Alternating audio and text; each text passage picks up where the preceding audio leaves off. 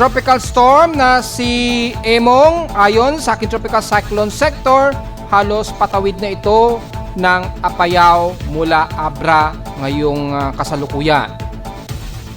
At yung pagkaiba-iba ng naging forecast ng tatlong weather agencies, lalo na kay Japan Meteorological Agency, na kung bakit masyadong mas naiiba sa forecast ni Pag-asa at Joint Typhoon Weather Center, at yung naging pagkaiba ng pagkalandfall nila sa forecast track, ating tatalakayin. Malawakang ulan pa rin ang umiiral sa buong bahagi ng Luzon kasama ng Southern Luzon dahil dulot pa rin ang epekto ng trough mula kay Bagyong Emong at sa nahahatak nitong habagat na kasama niya. Pero ilang bahagi pa rin sa katimugang bahagi ng Visayas at eastern part ng Visayas at Mindanao patuloy na magiging mas katamtaman at mas maaraw na panahon. Inaasahan ang hot humid na panahon lalo na sa ilang bahagi ng Mindanao.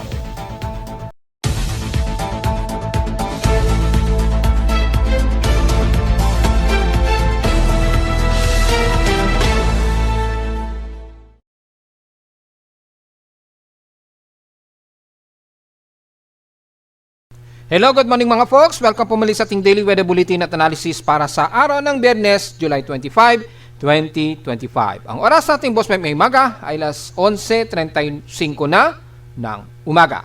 Bagamat maulan pa rin dito sa atin sa Metro Manila mula pa kanilang madaling araw, pero at least manageable na po ang naging pag-ulan natin dito sa Metro Manila pababa ng Calabarzon area. Pero hindi ibig sabihin hindi pa rin natin mararamdaman ang hagupit ng habagat dahil sa yung trough ng habagat kasabay ng trough ni Tropical Storm Emong.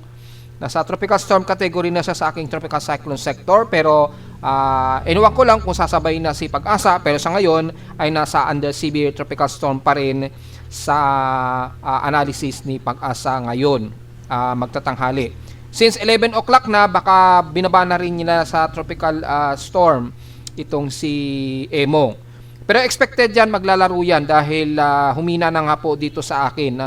Mula sa aking dashboard, makikita 68 km per hour na lamang yung 1 minute average ni Emong. So kung 10 minute average mo pa yan, malamang nasa around 50 plus na yan. Mga 53 km per hour. Yung mga 53 o 54, ganyan. Mga around 54 o 55 km per hour na lamang yung 10 minute average ni Emong. So nasa tropical storm category na siya as of ngayong 10:36 AM. Yan. So ngayong alas 11 po yan. Nasa tropical storm na siya. So posible pa rin sumunod na yan si Pag-asa na ibaba yung kategorya kasi ay mataas na ang resistance habang binabaybayan ni Emong ang buong kalupuan na yan ng bandang Abra at patawid na yan ng bandang Apayao dito. Patawid na yan dito sa bandang Apayao. Yan. Pag ganyan po kasing tawid niya. So inasahan yan nitong maghapon hanggang sa makalabas na ito ng bandang Babuyan Island. Siguro mga hapon na, mga alas 5 estimated yan. And then mga mamayang gabi, mga bandang alas 8 ay estimated nandiyan na yan sa may bandang silangan ng Batanes, Batanes Group of Islands. So yun po ang magiging scenario yan. Tatalakayin naman natin yan may-mayang konti. Sa ngayon, ang lagay muna ng ating panahon, makikita sa Dapdal Radar na malawakan pa rin ang pag-ulan ng umiiral sa buong bahagi ng kaluran ng Northern Luzon, especially sa buong Zambales, Pampanga at the rest ng Central Luzon, lalo na sa hilagang bahagi dahil nakataas pa rin. Kung sisilipin natin yung weather advisories natin sa bansa mula sa data feed ni Pag-asa, nakataas ngayong alas 11, update na po ang kanilang 11 o'clock na Tropical Cyclone Bulletin o Tropical Cyclone Warning Signal. Nakataas na ngayon sa Tropical Cyclone Wind Signal number 3 ang Apayao. At signal number 2 naman sa buong Batanes at Babuyan Islands. Ilocos Norte, Abra, yan. At Tropical Cyclone Wind Signal number 1 naman daw sa buong Cagayan Valley, Kalinga, Mountain Province, Ilocos Sur, La Union at Ifugao na lamang. So tinanggal na po sa bracket ng Tropical Cyclone Wind Signal ang Isabela at pababa hanggang dyan sa Pangasinan na nga po. Kabilang na ang Quirino at Aurora. Kaninang umaga kasi include pa siya sa Tropical Cyclone Wind Signal number 1 at number 2 ang bahagi ng yan. Ngayon ay binawasan na po dahil humina na nga po yung lakas ni Emong. Pero sa ngayon, nanatiling severe tropical storm category para yan kay Pag-asa. So mga gusto malaman yung pinaka-official na recorded ni Pag-asa, nandito yan sa aking weather forecast and advisories under weather advisory sa Pilipinas. Ito yung mga official weather report ni Pag-asa mismo. Nandyan yung pinaka-recording. Pati yung monitoring ng ating tropical cyclone ngayong taon. Yan, makalalaman po ninyo. Ito po yung latest update ni Pag-asa as of 11 o'clock. So, nandyan na siya sa may bang vicinity na nga po. Papunta na siya ng bandang Apayao. So, yun po yung kasalukuyang location niya as of 11, which is tatalakayin natin yan maya-mayang konti. Samantala, wala tayong nakikita na aktibong lightning strikes. Sobrang saturated na po ang paligid natin sa Luzon, kaya walang masyadong mainit na sumasalubong ngayon. Dahil ilang araw na po tayong very saturated. So, hindi masyadong nakakapag-generate ng salubungan ng init at lamig ang buong bahagi ng Nodo Luzon hanggang South Luzon. Kaya wala pong nadedetect na lightning strikes ngayon sa amin sa Caloocan. At least may dalawang active lightning strikes ito sa may bandang Baybayin po. Sa luwas, sa ating current conditions muna, ay overcast, gloomy at umuulan-ulan pa rin sa amin, nagdidrizzle. Ay gaya ng ating inaasahan nga po na magkakaroon pa rin tayo ng medyo manageable na ulan. Minsan nagkakaroon ng moderate at minsang heavy, then biglang magpa-fluctuate uli yan, titigil-tigil, then magkakaroon ng drizzle. Ayan, ganun po magiging cycle niya. Medyo magiging very fluctuate po ang magiging boost ng ulan natin sa Metro Manila. Bagamat manageable na po at yun nga po, sinabi ko nga po kahapon, kung ako po ay tatanungin, yung aking opinion at suggestion kumari sana ay pwedeng mag-resume ng klase. Siguro sa ibang area o ilang city sa Metro Manila, except na lamang siguro sa mga nilulubog pa sa baha. Yan. Yun naman po ang aking naging suggestion lamang, pero hindi naman yun official. So, syempre, masusunod pa rin yung ulat ng ating DILG na nagsuspend nga po ng buong klase sa buong Metro Manila hanggang sa buong bahagi nga po ng Calabarzon at the rest ng Nodo Luzon. Na kasalukuyan ay mas masungit ang panahon sa kanila ngayon sa hilagang bahagi ng Nodo Luzon. So bukod sa maulan tayo at overcast, inaasahan pa rin natin na magkakaroon pa rin mga bugso ng hangin dahil nga po sa hatak sa ating habagat. Asahan po natin na may ramdam po ng habagat ang mararamdaman pa rin natin sa Metro Manila at ilang karatig sa South Luzon. Pero usually mga dalas dry air na lamang na bugso yan at mangilan-ngilan na ilang buhos ng ulan kasabay ng hangin. Kasi ang most concentration na ngayon, papunta na ngayon sa direksyon ni Emong habang papalayo ito dyan sa bahagi nga po ng mula dito sa atin sa Metro Manila at bandang Zambales habang pumapalayo ngayon yung range niya. Yan. So maliwanag po yan mga folks. Sa ating lowest temperature na itala na aking weather station ay kaninang 2:46 AM nakapagtala kami ng lowest of 24.5 degrees Celsius at kahapon ay 27 degrees Celsius lamang ang highest air temperature namin. Naitala ito kahapon at 12:41 PM. So wala po tayong mataas na heat index. Sobrang baba ng heat index namin, very comfortable 30.9 degrees Celsius po. Pero dahil ang bandang southern part ng Visayas o eastern Visayas at Mindanao, mas maalinsangan sila ngayon at moderate at some fairly weather ngayon. Yun po ang titingnan natin para sa heat index forecast ngayong araw. So mula sa nationwide heat index, magsisimula tayo sa may bandang Cebu area. Sa mga kababayan natin sa ibang lalawigan, kung gusto nyo makita po yung heat index sa inyo, pwede nyo bisitahin na aking webpage para sa mga kababayan natin na gusto makita ang iba't ibang bahagi ng bansa ng heat index at heat index forecast. Para sa gustong nalaman po malaman. Sa ngayon sa Cebu ay nasa 42 degrees Celsius po ang inyong heat index forecast dyan at papalo pa yan hanggang 44 degrees Celsius mamayang alas 2 daw ng hapon. So kayo po ang may pinaka mas maalinsangan na panahon ngayon since medyo moderate ang panahon ninyo, bagamat may mga forecast pa rin tayo na uulanin dyan. Pero mas hot humid ang nararamdaman ninyo dyan. Medyo nagkakaroon na ng flow ng mainit na istelis dyan sa bahagi ng yan na silangang Visayas at Mindanao area. At mula naman sa may Mindanao, mula sa Davao City, kayo dyan ay mas maganda ang panahon ninyo. Inaasahan natin na nasa 38 degrees Celsius po ang inyong heat index at papalo pa hanggang 39. So, hindi naman umaabot ng 40 degrees Celsius ang inyong heat index. So, medyo magkakaroon pa rin siguro kayo ng mga overcast and gloomy na panahon dyan at mga isolated rain showers kapag kaganyan kababa ang inyong heat index. Ibig sabihin, baka masyadong overcast kayo dyan sa paligid sa may bandang Davao Region. Sa Zamboanga Peninsula naman, kung sisilipin natin ay nasa 41 degrees Celsius po ang kasalukuyang heat index ninyo at yan na po ang pinakamataas sa inyo. So medyo warmer din kayo at medyo may pagkamaalinsangan din kahit papano ang iiral sa inyo. So medyo nagmo-moderate at medyo nagfe-fairly weather sa inyo dyan sa may bandang Mindanao area. So ang mas concern lamang o concentrated lamang ng medyo masamang panahon ay ang buong Southern Luzon, pataas na yan ang extreme Northern Luzon. Samantala, kung tatabi naman natin sa peaks extremes in past 24 hours, nangunguna ang hinatuan sa may pinakamainit na air temperature na 35.7 degrees Celsius. So, wag pong masyadong magbibilad dahil mukhang mainit o mas maalinsangan kayo dyan. Sa may bandang Baguio City naman for lowest temperature ay 17.2 degrees Celsius pa rin na stationary ang kanilang lowest temperature sa bansa. Sa inulan naman, ang iba Zambales pa rin ang nangunguna sa may pinakamataas na inulan mula kahapon na 130 mm na total rainfall. Sa amin sa Caloocan kahapon ay 72 mm ang aming naging total rainfall. Well, kung sisilipin natin sa PX Streams kung sino po ang may mga matataas na inulan kahapon, mula iba Zambales, pangalawa ang Baguio City na 107 mm, pangatlo ang Tanay Rizal, o Tanay Rizal yan malamang, at Ambulong na 85 mm, sa Tayabas, Quezon 66 mm, Dagupan 64, sa Subic 60 mm. Then Daet Camarines sa Norte ay 58 mm, and then Clark A Base. So malamang mga pangsyam kami sa Caloocan.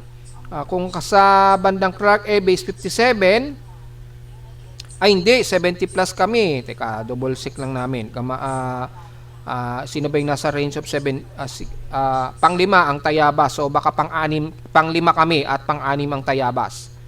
Yan. Kasi kahapon nasa 72.3 mm ang total rainfall namin. So lumalabas kami po ang pang-5.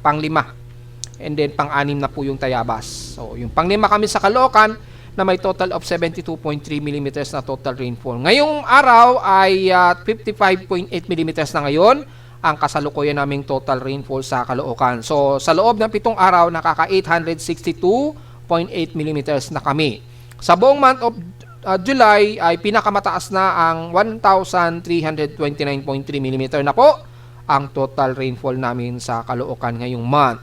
So, sobra-sobra na sa pinaka-average total rainfall. So, ang lalabas na July average ngayon ay malamang ay malalaman natin next year kung ang magiging difference average ay ikakalculate yan pag natapos po ang taon. Ngayong 2025 po. Malalaman natin kung ano na ang magiging July average. So, yun po.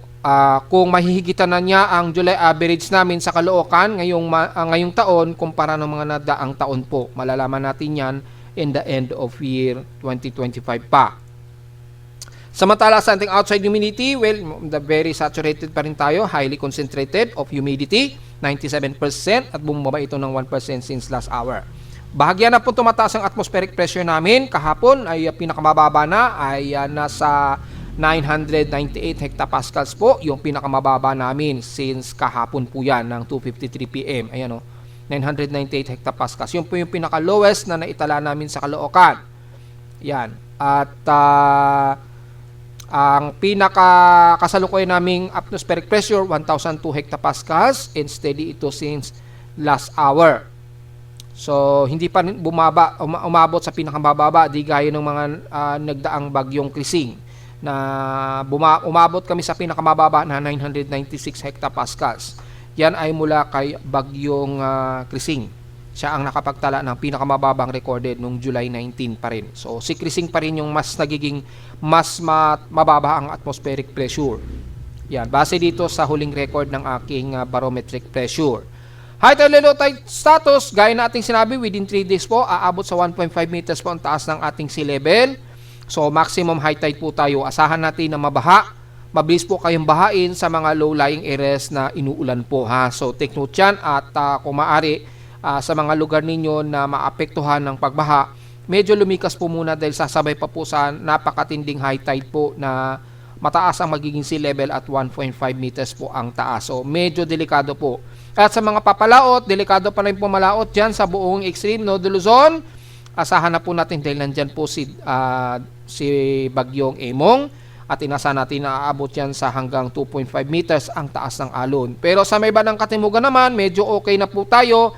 Yun nga lang, high tide po tayo. So medyo ingat na lamang po sa mga papalaot. At inasahan pa rin natin na may mga gale force winds dyan dahil nga so umiiral pa rin yung ating habagat na malakas ang hatak nito. Lalo na sa kalurang bahagi ng bansa. So ingat pa rin sa gale force winds.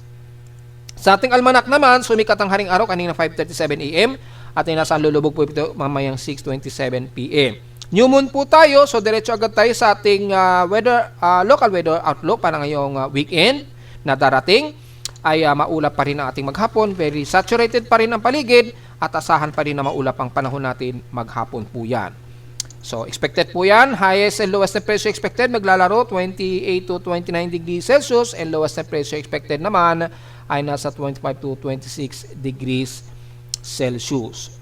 Samantala sa ating local weather advisory, bagamat very late na ito, huling na itala ni Pag-asa kaninang alas 3 na madaling araw na itala ang sentro ng Emong sa layong nasa coastal waters na ng Bacnotan, La Union po ito. Yan, yung kasalukuyan yan. Ngayon, nandiyan yan sa may bandang Paabra na. Abra, patawid na ng Apayao na.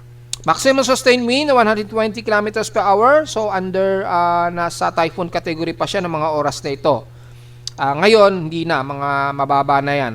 120 km per hour at bugsong umaabot ng 165 km per hour po. Kumikilos ito northeastward sa bilis na 20 km an hour. Ngayon ay hindi na po ganyan ang kanyang maximum sustained wind. Malamang mababa na rin yan. Susunod na rin yan dito sa aking tropical cyclone sector na kasalukuyang nasa tropical storm category na at 67 km per hour na. Dahil nga po nasa kalupaan kasi siya ng Northern Luzon, siyempre asahan na natin hihina po ang lakas ng bagyo kapag nasa kalupaan nito dumadaan kasi mayroon pong resistance na mangyayari. Yan po. So, yun po ang inaasahan natin at sa buong bahagi ng weekend natin ay asahan pa rin natin na magiging maulan pa rin ang ating panahon. Overcast ang maghapon at mostly cloudy pa rin dito kabilang na ang Metro Manila. So, ingat pa rin sa mga potensyal na mga biglaang buhos ng ulan at mga posibleng pagbaha at pagguho ng lupa po. Dahil napakalambot na po ng mga lupa natin lalo na sa mga mabulong-bunduking lugar. Nagkakaroon na ng sunod-sunod na mga pagguho ng lupa mula pa kahapon na napabalitaan ninyo ngayon sa social media at sa mga mainstream media.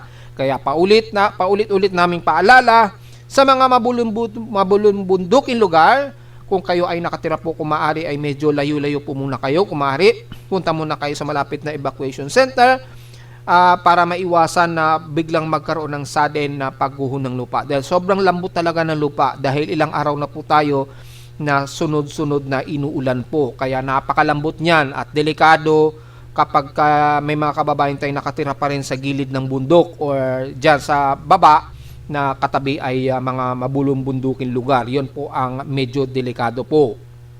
So, diretso agad tayo sa ating ginagamit na satellite imagery. Makikita po dito sa pinaka-latest natin na output ng satellite. Antayin natin mag-reload ulit. Ayan, makikita po yung animation.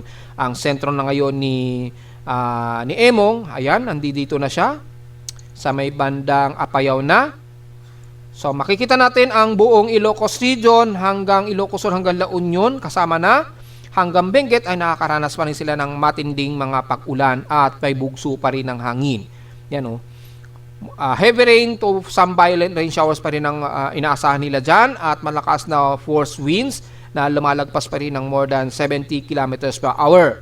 So ingat po sa mga kababayan natin dyan, kabilang na ang Batanes Group of Islands, Cagayan Valley, yan, kasama na ang buong Kalinga, Apaya, Mountain Province, Ifugao at hanggang dyan sa may bandang Benguet, Nueva Vizcaya, yan.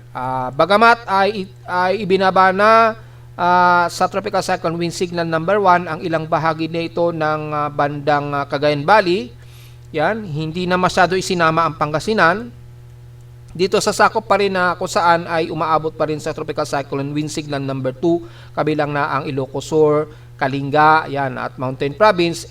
Ingat po sa mga bugso pa rin ng hangin at mga posibleng pagguho ng lupa ha. At sa mga low-lying areas na alam nyong babahain kayo, medyo evacuate po muna. Lalo na sa buong bahagi na Ilocos Region. Mapa Ilocos Norte man yan o Ilocos Sur.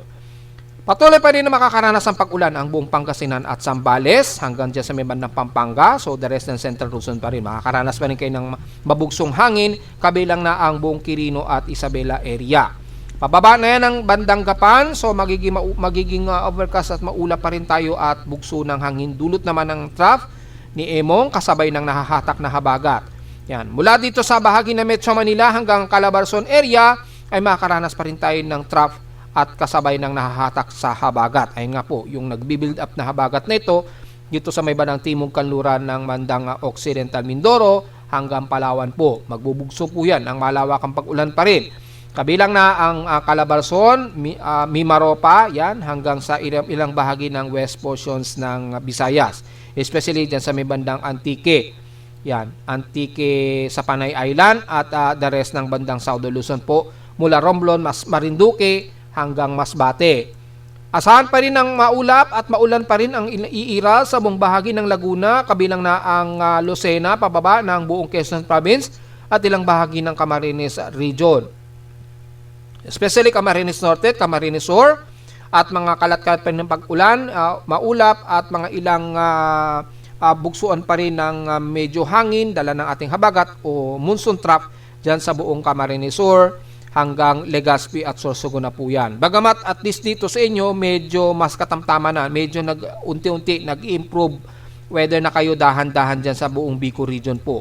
Pero patuloy pa rin kayo makakaranas ng mabugsong hangin at mga kalat-kalat na pag-ulan na may pagkilat at pagulog na maaaring umiral sa inyo. At mula naman dito sa pagitan ng northern part ng Visayas, overcast din kayo at medyo gloomy pa rin ang iiral sa inyo.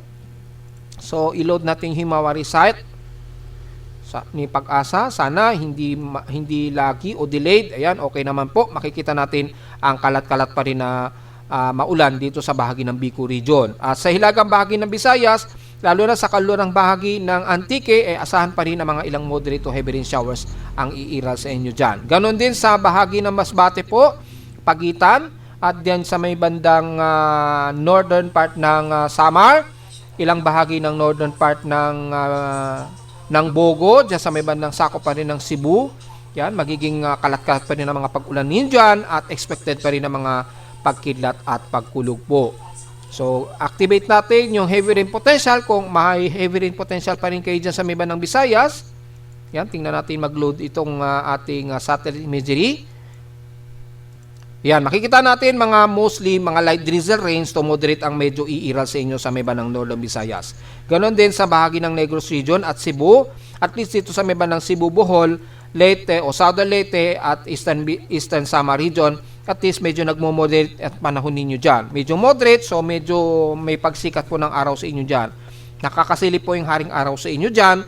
So expected lamang na moderate ang panahon, pero overcast pa rin ang iiral sa inyo maghapon at mga di inaasahang kalat-kalat na pag-ulan na may pagkilat at pagkulog pa rin ang iiral ha. So magdala pa rin ng payong mga folks sa mga may pasok sa inyong lugar dyan.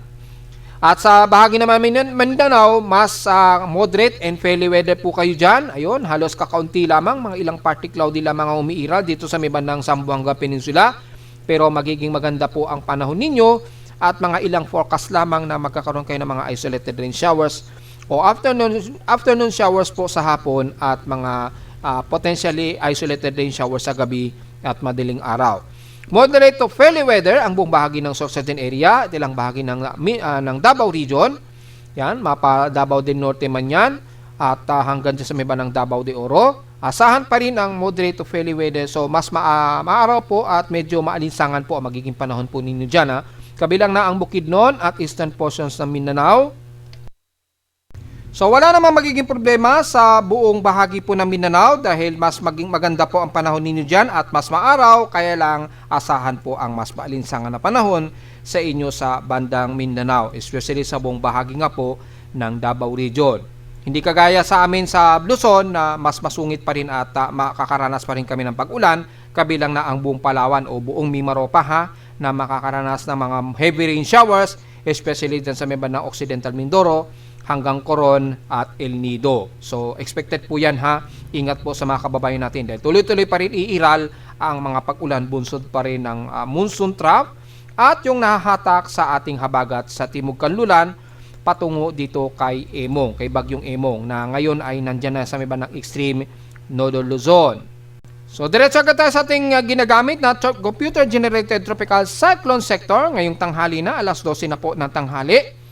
Pero sa ating recorded ng tropical cyclone sector as of 11:45 AM, itong si Bagyong Emong, hindi na natin isasama masyado si Francisco, dating Bagyong Dante dahil ay nasa under dissipation stage na po siya pero nasa tropical storm category pa rin siya at nasa may bandang Eastern China na siya. Hindi na natin siya isasama dahil wala na yan sa boundary ng ating PAR at napakalayo na. So, diretso na kagad tayo kay Emong. As of 11:45 AM, ang kanyang center air pressure niya, 995 hectopascals. Maximum 1 minute sustained wind, 66 km per hour. At bugsong umaabot ng 86 km per hour. Sa atin namang 10-minute average naman ay maximum sustained wind nito ay 58 km per hour. Malapit sa gitna at bugsong umaabot ng 75 km per hour. Kumikilos pa rin ito sa pa-northeast sa bilis sa 17 km per hour at ang kasalukuyang lokasyon nito ay nasa vicinity ito ng Coner, sakop na ng Apayao. Yan. Kani-kanina lamang nasa may bandang boundary na siya ng bandang Malibcon. Yan, bandang Kalinga. Yan, bandang Kalinga and then tumawid na ito dito sa bahagi nga po ng Apayao na. Yan, Coner. Ang pinakatawag nila dito bandang Coner, sakop ng ano na, Coner, Apayao. Yan, yung sakop niyan. So, kumikilos pa rin siya pa northeast sa bilis na 17 km per hour po itong si Emong. Nagkaroon ng mas conflict yung galaw ni Emong sa mga iba't ibang mga forecast dahil kung mapapansin natin, very erratic ang galaw niya. Mapapansin natin kahapon, supposed to be ay ganyan ang daan niya. Pag ganyan sana ang daan niya. Ganyan. Yan. Ganyan dapat ang magiging movement niya. So dito nagkaroon ng multiple erratic at maging mga official weather agencies nagkaroon din ng mga multiple erratic tropical cyclone track analysis o forecast dito pagdating dito. Kapag ganyan masyadong crucial ang galaw ng bagyo, lalo na't pagkapasadsad po kasi ito, alam na mga meteorologists na very erratic pag mga ganyan ang galawan ng mga bagyo po talaga. Lalo na't mga pasadsad ang kilos niya, yung medyo pasaladsad. Yan. Sa kalupaan. Yan, dumadami po o tumataas po yung proximity of error o yung probability of error. Hindi po talaga may iwasan yan. Walang 100% accuracy po dyan. Kaya gumagamit po ng mga iba't ibang method, yung tinatawag na, may tinatawag po tayong polarized imagery, or polarized method, or tinatawag na Dvorak method. Yan, pinaka most effective way kasi yung Dvorak method. At alam po yan ng mga meteorologists, kapag masyadong alanganin ang ganitong mga forecast, gumagamit na sila ng ganung technique. Especially yung Dvorak technique. Mas very effective kasi ang Dvorak technique. Kahit itanong nyo po yan sa mga meteorologists. Dvorak technique ang most especially na mas efficient way para ma-determine yung tamang accuracy na magiging kilos ng bagyo. Yan. Ito nga, tropical cyclone sector na to, nagkakaroon pa ng multiple errors. Well, naipaliwanag natin sa Facebook page, may tinatawag po kasi tayong jolting na tinatawag. Imagine po kasi ilang kilometro ang layo ng satellite sa position ng bagyo. Siyempre, susundin ng satellite imagery ang bagyo, pero pipilitin kasi ng satellite na sundin ang bagyo in straight path. Ngayon, ang bagyo kasi, 'di ba, magalaw po ang kinikilos niyan. Minsan nawawala sa location yung point ng satellite at minsan nagkakaroon pa ng delay dahil sa mga heavenly effects, gaya na lamang ng solar flare, ganyan. Nagkakaroon ng medyo interruption yung satellite habang nakatutok po siya sa isang tropical cyclone. Siyempre, imagine niyo po, 24/7 nakatutok po yung satellite and then mayroong umi-interrupt sa kanya. Gaya na lamang ng solar flare at yung sobrang kapal ng ulap doon sa Earth na kinukunan niya, minsan na-overshoot po yung pagtutok niya. Kaya minsan nararanasan po natin yung tinatawag na ganito, yung jolting. Papalo siya ng ganyan, din biglang magjo-jolt ito, yan, papunta rito, then bigla itong magjo-jolt papuntang ganyan, umaatras yung location ng bagyo. Yan. Epekto yan ng parang maraming mga factors nga po, gaya na lamang yung miscoordination ng satellite mula sa pinaka-pinpoint. Ngayon, may tinatawag na smoothing technique. Mostly, mano-mano na yon. Yan. Sa mga meteorologists, tinitingnan na lang nila sa plot, gaya nitong ginagamit natin, ay automatic, ay i-smooth na lamang nila yan. Yan. Kung ano yung pinaka most efficient smoothing ng track. Yan. Idudugtong nila yan hanggang sa makabuo sila ng pinaka-smooth na tracks. Ganyan. So, pag kinuha nila yan, nakukuha po nila yung actual time. So, yung most closest time natin na naglandfall ay mga alas 10 po ng gabi. Yan, mga closest po, mga 10 p.m. po yan. Yan, mga 9:15 p.m. dito. Dito, mga 10:15. Mga ganun po, 10:30. Kasi kay Pag-asa, naglandfall daw sa Agno, Pangasinan, mga alas 10. 10:15 o 10:30 ng gabi po. Yan. Pinost ko na sa Facebook page mo, mga 10:30 p.m. po yung naglandfall si M. So, dito, lumalabas ay magkakaiba po yung naging forecast ng mga weather agencies. Una, si Joint Typhoon Weather Center, kung maalala ninyo, naglandfall yan kagabi, 10:15 p.m. po, sa may bandang baybayin po ng Bolinao, Pangasinan po. Yan. Then, kaninang madaling araw naman, nag-second landfall naman ito sa mga 4:15 a.m. ito, bandang Candon, Ilocos Sur, dito. Yan. Gagamitin po natin yung pinaka-multiple track combination para mas malinaw po. Ayan, ayan, ayan. Ito po kay Pag-asa, ito yung forecast track ni Pag-asa. Ayan, kay Pag-asa po yung forecast track na ito. And then, ito yung tropical cyclone sector natin. Ito po yung kay Japan Meteorological Agency. At ito naman yung kay Joint Typhoon Weather Center. Yan, JTWC. Dito halos sumabay siya sa track ng aking tropical cyclone sector. So makikita niyo mas malayo po o magkakaiba po yung kanilang mga forecast track. Magkakahiwalay Yan. So kung i-review natin ay kay Pag-asa naglandfall kagabi si Emong 10:30 ng gabi sa Agno, Pangasinan po. Ito, Agno. Dito siya naglandfall. Ayan Dito 11 p.m. Pero mga bandang 10:30 po yan, naglandfall na yan dito. Then 10:30 p.m. po dito. Kasi siyempre ang pagbabatayan natin yan, yung pinakaunang lupa ng coastlines ng anumang lupain na unang tatamaan ng bagyo. So ito kasi 11 p.m. na po ito So mga 10:30 p.m. po dyan, naglandfall itong si Emong sa Agno, Pangasinan. And then second itong naglandfall, ayan, kung sundin natin yung track. Yan. Dito, binago na naman ni Pag-asa supposed to be Candon yan Candon naglandfall ito Biglang binago na naman So 5 o'clock dapat, supposed to be 5 o'clock kanina ay nakalandfall yan dito sa may bandang Candon, Ilocos Sur. Ngayon, iba na naman yung naging location niya. Isa-separate natin i-filter mode natin kay Pag-asa lamang. Ayan. So nag-iba po yung forecast track niya. Imbis na sa Candon, bandang Santa, bandang Vigan na sa may bandang Santa na ng Ilocos Sur pa rin ang pinakita dito. Supposed to be dapat Candon. Nag-iba na naman 5 a.m. Ayan 5 a.m. dapat sa Candon po naglandfall yan. Ngayon hindi na binago na ni Pag-asa. So makikita nyo po, nag-iba-iba na po yung naging forecast po. Yan po yung tinatawag natin na proximity error po. Ipapaliwanag natin yan kung bakit nagkakaroon ng mga proximity errors po. Kasi nga po, hindi talaga 100%, nagiging 100% accurate ang mga tropical cyclone forecast. Minsan talaga hindi pa rin mape-predict yung galaw talaga ng bagyo, to be exact niyan. Kung napapanood niyo po, kaninang alas 5, kung mapapanood niyo po uli sa mga balita, binalita ni Pag-asa, naglandfall daw ito 5 a.m. sa may bandang Candon, Ilocos Sur po. Ngayon, hindi na. Nasa karagatan na po yung sentro niya ngayon.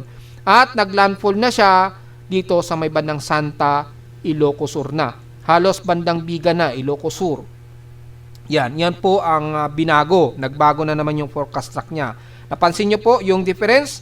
Mabilis agad nagbabago-bago pa rin yung mga tracks kahit na ito ay officially na nilang dinideclare sa kanilang mga report. So, hindi talaga 100%. So, yun po, makikita nyo po na nagbabago-bago po agad. Maging kay Joint Typhoon Weather Center. Kasi yung huling report natin yan kanina sa Facebook page, naglandfall talaga yan according din kay Pag-asa kung titingnan nyo. Kasi yun din ang nakita ko sa huling track ng data feed ni Pag-asa. 10:30 PM sa baba ng Agno, Pangasinan naglandfall, and then nag-second landfall ito sa Candon, Ilocos Sur din. Kasabay ng Joint Typhoon Weather Center. Kapareho sila na naglandfall daw sa Candon, Ilocos Sur. Kay Japan Meteorological Agency ay makikita nyo po, wala siyang unang landfall. So, i-filter natin kay JMA. Ito po yung Japan Meteorological Agency. Mapapansin nyo po, wala siyang unang landfall. Kasi yung forecast track niya ay napakalayo. Nasa baybayin lamang ito ng bandang La Union or bandang Pangasinan. Yan.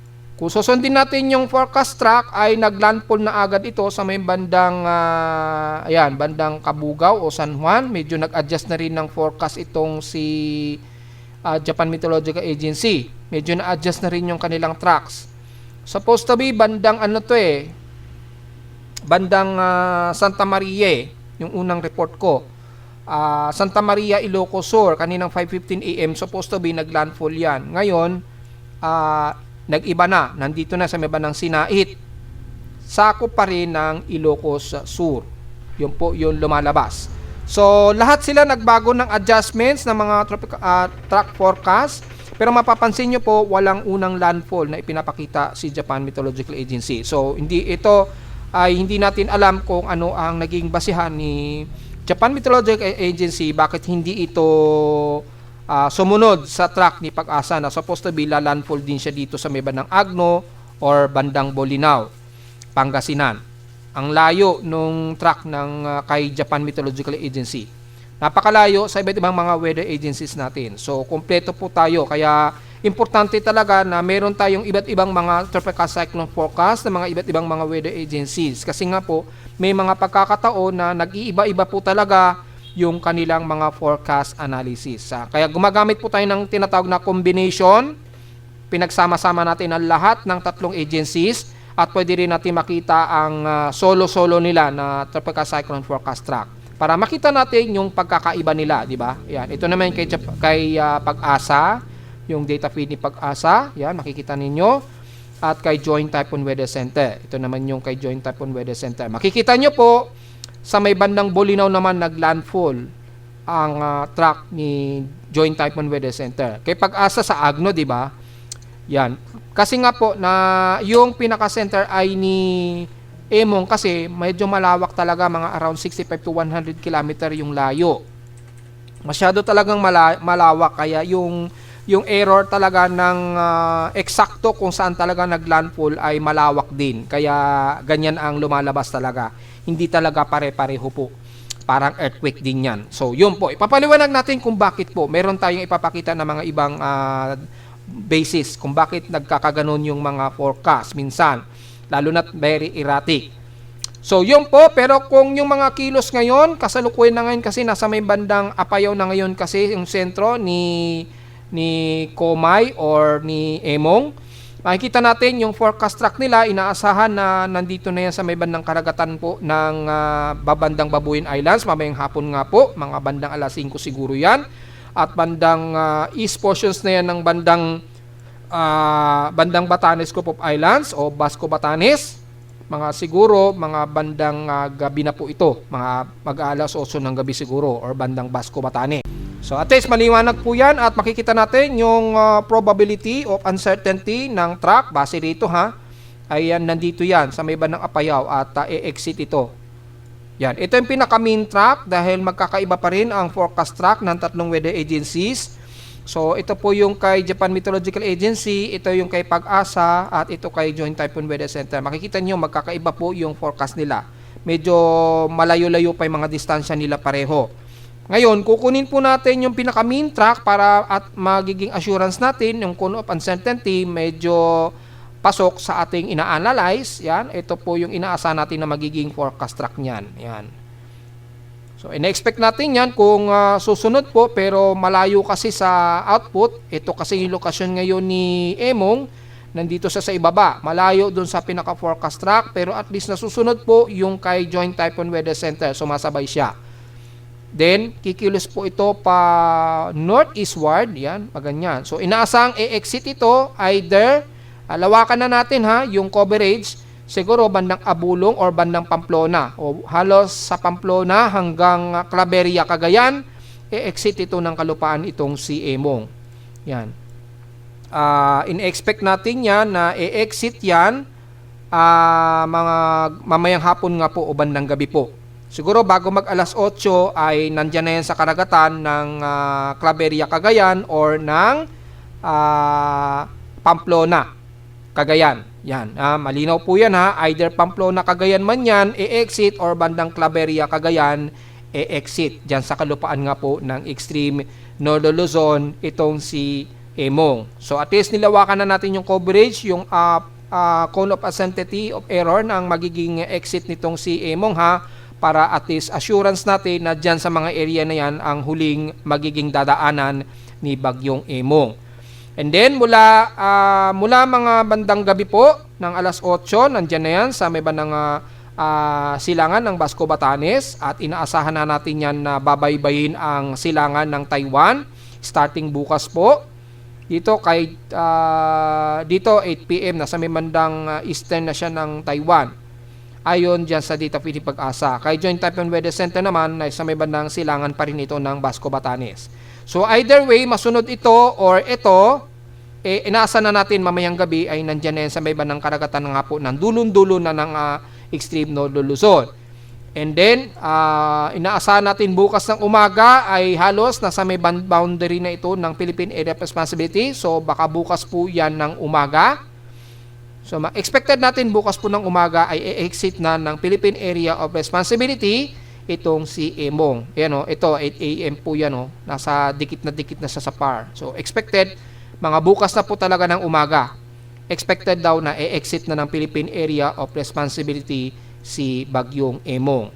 Base naman kay Joint Typhoon Weather Center, ay kay Japan Meteorological Agency, mga bandang 9 AM naman, Japan Standard Time. Isang oras kasi ang advance ng Japan sa atin. Isang oras po yung lamang sa atin sa Pilipinas. So sa atin, 8 AM, kay Japan, 9 o'clock.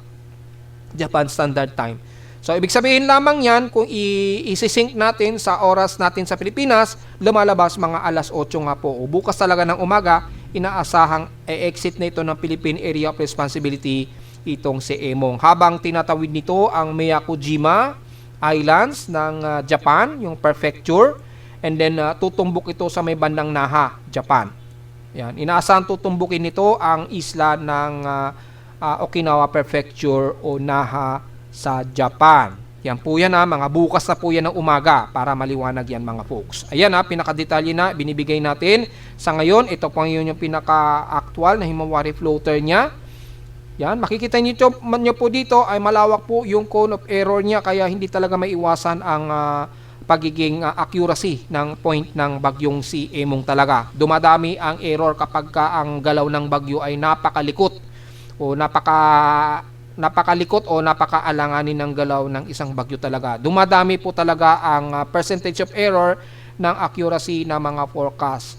Kagaya na lamang nito, nagbago-bago kaagad yung mga forecast track. Especially kay Pag-asa. Kanina, sabi nila 5 AM ay tumama na ito sa Candon, Ilocos Sur. Ngayon, hindi na. Nasa dagat na ngayon.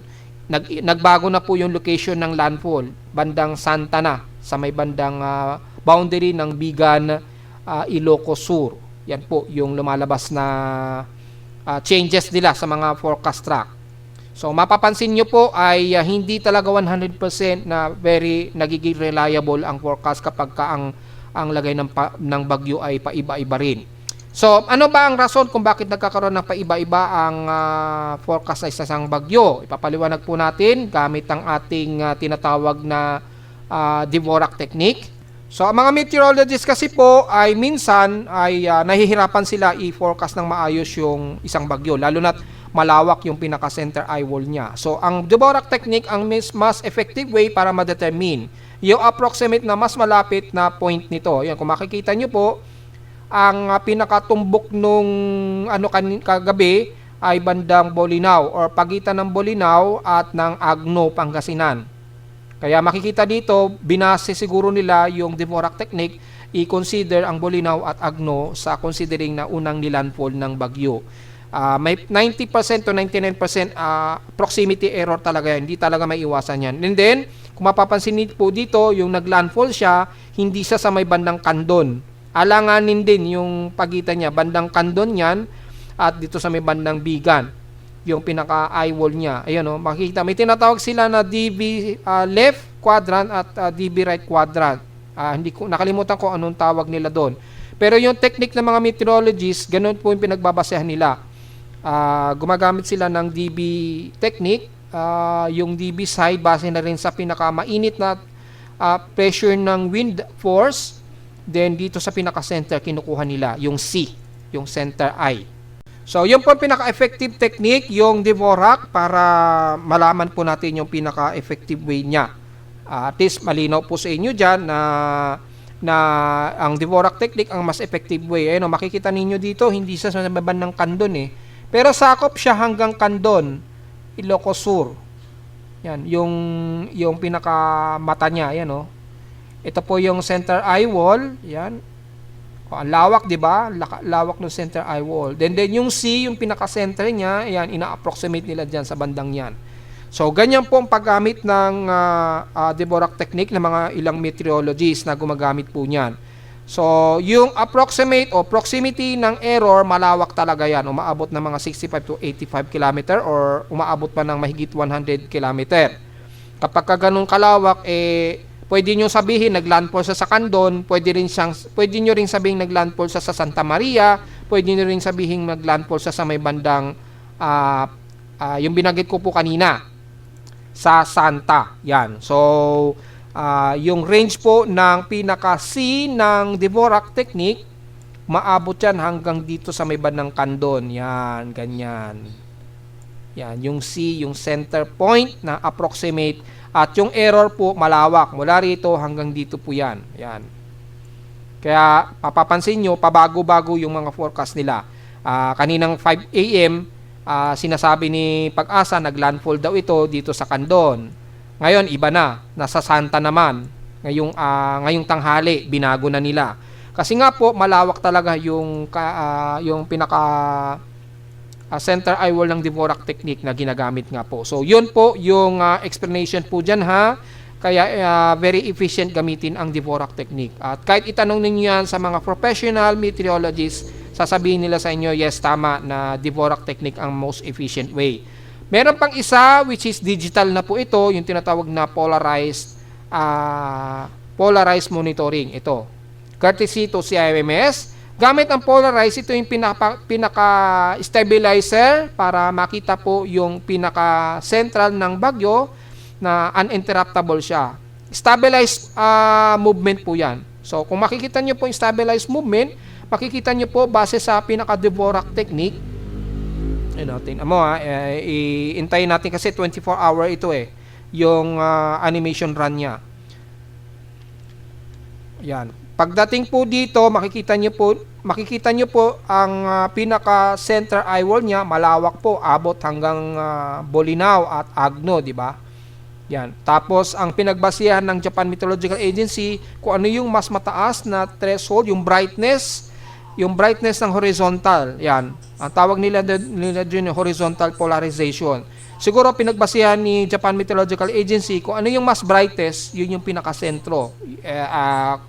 I'm not sure po kung yun ang ginagamit nila. Pero kung pagbabasehan kasi po dito, ay ganun po ang nangyayari. And then, yung center eye wall niya ay namagitan sa Agno at Bolinao, Pangasinan. And then, kung itutuloy-tuloy po natin yung animation, makikita niyo po, pag landfall niya rito, yun, makikita niyo po, di ba, na na namagitan sa may bandang Kandon at bandang Bingan, Ilocos Sur. So mapapansin nyo po, ipopost natin yung part na yon para mas malinaw po sa inyo kung bakit ganun. Nagbabago-bago yung forecast. Ayan, makikita nyo po, ito po yung pinaka-center at yung projection niya, sakop hanggang bandang Bigan, boundary. So bandang Santa yan, hanggang Kandon. So makikita nyo po ang lawak ng coverage niya. Base sa brightness time horizontal polarization. Malawak po yung center eye wall niya talaga. Umaabot talaga ng halos more than 100 km po yung diameter niya. So kung nagbago man yung pinaka-forecast track ng mga iba't ibang mga weather agencies natin, is intindihin na lamang ninyo po, minsan ang bagyo talaga lumalabas ang pagiging erratic. Dahil kapag kaganyan po ang hitsura niyan, yan, kahit stabilize na siya, mahirap ma-determine yung pinaka-sentro ng bagyo. Lalo na multiple outer wall o eye wall niya. Tapos nagkakaroon pa ng transmission. Nagkakaroon na ng transmission o transitional yung pinaka-central eye wall ng isang bagyo po. Yan. Yan o. 'Di ba nagkaka-transition siya, nagta-transfer na yung kanyang central eye wall niya. So, ganun po yung pinaka po mga folks para maintindihan po natin kung bakit minsan nagkakaroon ng maramihang proximity error yung mga tropical cyclone forecast ng ating mga iba't ibang mga weather agencies. Pero syempre, ang susundin natin kung ano yung pinaka-weather agencies natin sa Pilipinas, which is si Pag-asa po.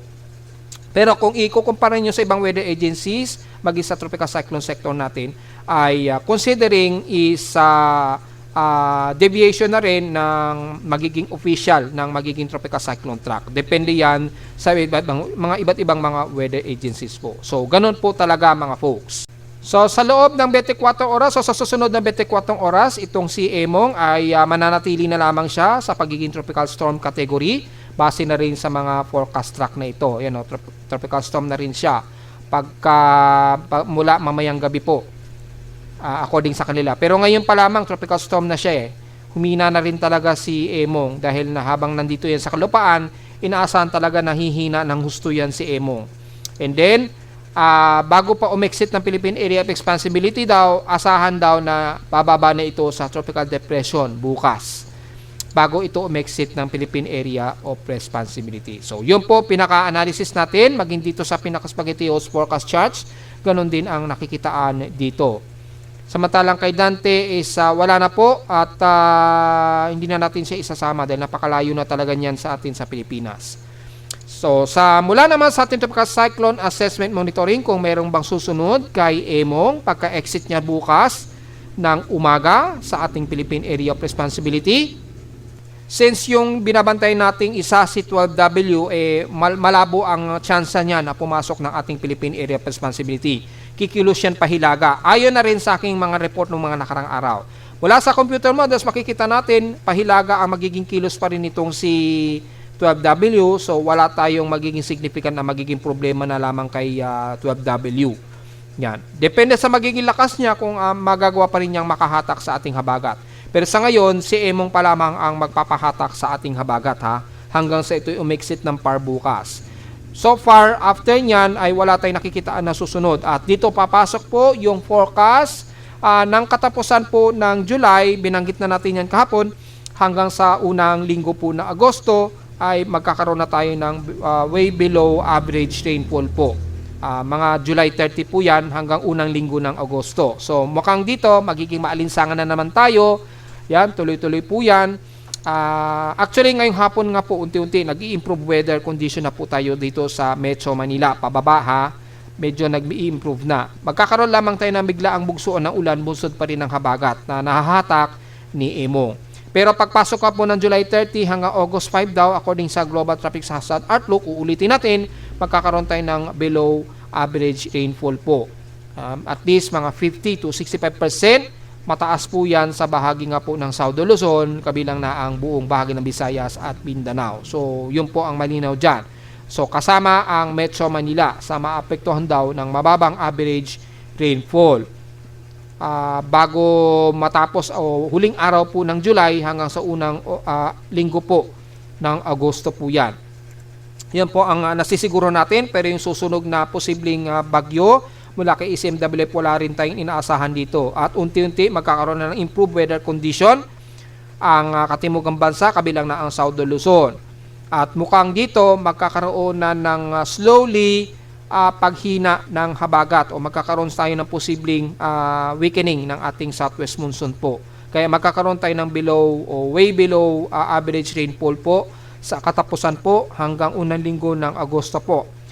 Matapos lamang na makalayo yung mga bagyo na dumaan sa atin sa Pilipinas. Yan.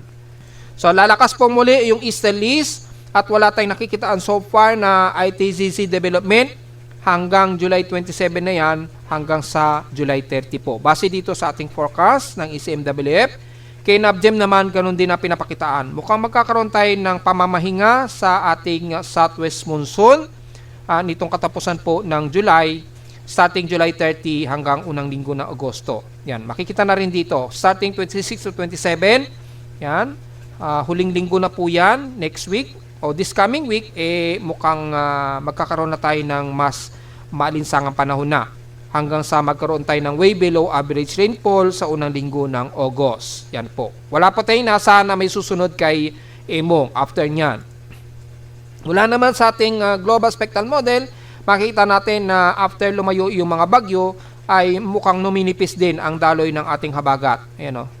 So mga bago mag July 30, unti-unti ninipis na naman yung ating habagat at malamang ay magkakaroon na naman tayo ng medyo monsoon break niyan sa unang linggo ng Agosto po. So malinaw po yun mga folks dito. Ayan, kitang-kita naman po sa ating 925 hectopascal wind speed and direction courtesy o Pag-asa.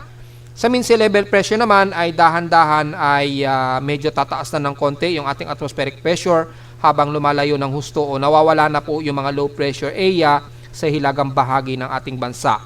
Yan. Lalo na paglabas o paglayo nitong C12W. Sa tropical cyclone strike probability natin ay makikitaan wala na masyadong epekto sa Pilipinas sa paglayo nitong si Emong at pag-exit nito bukas ng umaga sa ating Philippine Area of Responsibility. After nyan, mukhang wala tayong mabubuang tropical cyclone activity starting yan ng August. So by T96 hour period, by July 28 po, dito na magsisimula na magkakaroon tayo ng way below average rainfall po at wala tayong nakikitaan na mayroong tropical wave o anumang genesis na makikitaan natin sa loob at labas ng ating Philippine Area of Responsibility. So in T120 hour period po, inaasahan naman natin na wala po ta rin tayo o inaasahan na natin na mas magiging maalinsangan tayo niyan that time. At yung pasok ng way below average rainfall ay medyo mas tumataas according dito sa forecast. So yun lang pang po pinaka-expected natin base na rin sa Global Traffic Hazard Outlook na makikita natin dito na magiging way below average rainfall tayo pagpasok po ng unang linggo ng Agosto or nitong katapusan na ng July, magsisimula na tayong bumaba ang average rainfall natin sa Pilipinas. Sa ulat lindol naman so far, wala naman tayong nakikitaan na anumang aktibidad na malakas na mga pagyanig, bagamat mahirap ma-determine dahil napaka-noise ng aking seismograph. Diretso agad tayo sa data feed ni PBOX. Meron pong isang magnitude 5.2 na naitala dito sa dulon-dulo naman ito ng Sarangani, southeast ng Sarangani, Davao Occidental o halos Indonesian Peninsula na ito. Yan. Naganap ito ngayong tanghali lamang 12:23 PM na may lalim na 134 km depth. So napakalalim, halos hindi mararamdaman ito na may magnitude 5.2. Pero mula kaninang madaling araw ay wala tayong naitala na anumang mga mahihina at moderate na pagyanig, at least magnitude 4.0 pataas ngayong tanghali lamang. So depende kung i-degrade yan ni PBOX. Pero sa ngayon, 5.2 ang recorded magnitude nito at mas malayo naman masyado sa baybandang Davao Occidental. Halos sakop ito ng Indonesian Peninsula. So after nyan, wala naman po at diretso agad tayo sa ating historical earthquake data kung nakakailang total earthquakes na tayo. Kung hindi madedegrade yung lindol ngayon sa may bandang Indonesian Peninsula, ay magiging pang-anim na magnitude 5 earthquakes na natin yan for the month of July. Sa ngayon, yung total earthquakes natin for the month of July, 775 na po. 740 dito is magnitude 2.0 pataas. 30 sa ating magnitude 4.0 pataas. At pang 5 yung ating magnitude 5.0. So mukhang madedegrade o mukhang madedegrade po yung pagyanig dito sa may bandang southeast ng Davao Occidental. Well, tingnan natin kung idadagdag yan. If ever po, magiging pang-anim po na lindol yan for the month of July. Sa ngayon, 5 po ang ating magnitude 5.0 pataas. At narito naman natin 3-day to the weather forecast para sa araw ng Biyernes, July 25, 2025.